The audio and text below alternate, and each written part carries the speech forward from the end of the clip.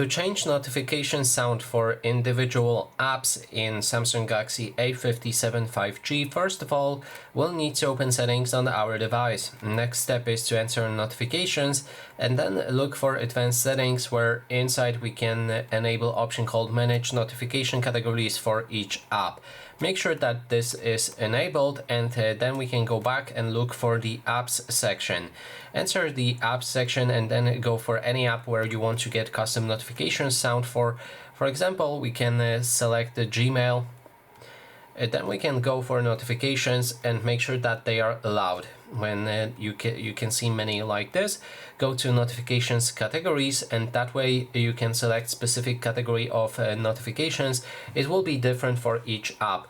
So in this case we have Gmail, and we can change a specific sound when we receive a mail. So in this case we can go for sound and then pick different sound.